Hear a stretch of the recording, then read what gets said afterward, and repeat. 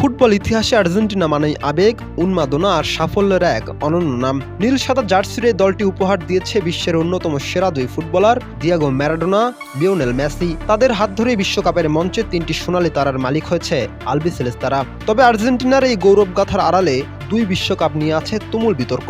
অর্থাৎ ১৯৭৮ বিশ্বকাপে পাতানো ম্যাচের অভিযোগ, ১৯৮৬ সালে দিয়েগো ম্যারাডোনার হাত দিয়ে গোল, যা আজও ফুটবল প্রেমীদের তর্কের খোরাক যোগায়।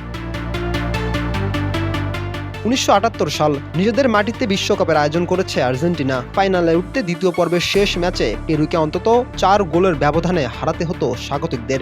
কিন্তু অবিশ্বাস্যভাবে সেই ম্যাচে পেরুকে ৬-০ গোলে হারিয়ে দেয় আর্জেন্টিনা। এর পরপরই ওঠে পাতানো ম্যাচের অভিযোগ। তৎকালীন আর্জেন্টিনা শাসকের পেরুর ড্রেসিং রুমে প্রবেশ, পেরুর গোলরক্ষকের পারফরমেন্স নিয়ে প্রশ্ন আর অর্থনৈতিক চুক্তি, সব মিলিয়ে একটি প্রথম ট্রফি অর্জনই ছিল বিতর্কের সর্বোচ্চ কোটায়। এরপর ১৯৮৬ বিশ্বকাপ, ফুটবল ইতিহাসের সবচেয়ে আলোচিত ম্যাচগুলোর একটি। আর্জেন্টিনা বনাম ইংল্যান্ড। কোয়ার্টার ফাইনালে দিয়েগো ম্যারাডোনা এমন একটি গোল করেন যা আজও বিতর্কের কেন্দ্রবিন্দুতে। রিপ্লেতে দেখা যায় মাথা নয় হাত দিয়েই বল জালে পাঠিয়েছেন তিনি, কিন্তু রেফারির চোখ এড়িয়ে গোলটি বৈধতা পায়। পরে ম্যারাডোনা নিজেই এটিকে আখ্যা দেন ঈশ্বরের হাত বা হ্যান্ড অফ গড বলে। এই ম্যাচে নকল জার্সি পরে মাঠে নামার অভিযোগ আছে আর্জেন্টিনার বিপক্ষে।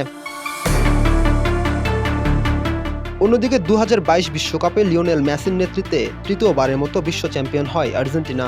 যদিও এই শিরোপা নিয়েও কিছু সমর্থক গোষ্ঠীর মধ্যে পেনাল্টির সিদ্ধান্ত নিয়ে বিতর্ক দেখা যায়, তবে আগেই দুই বিশ্বকাপের মতো বড় কোনো অভিযোগ প্রমাণিত হয়নি।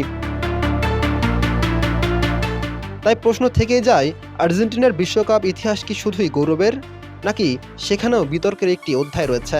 একদিকে ৩টি বিশ্বকাপ, অন্যদিকে কিংবদন্তি আর কোটি কোটি সমর্থকদের ভালোবাসা। অন্যদিকে ১৯৭৮-এর রহস্য আর ১৯৮৬ সালের হ্যান্ড অফ গড। ফুটবলে যেমন নায়ক থাকে তেমনি থাকে বিতর্ক। আর সেই কারণেই হয়তো আর্জেন্টিনা বিশ্বকাপ ইতিহাসে আজও এতটা আলোচিত, এতটা আকর্ষণীয়। রাকিব হাসান, ইত্তেফাক নিউজ।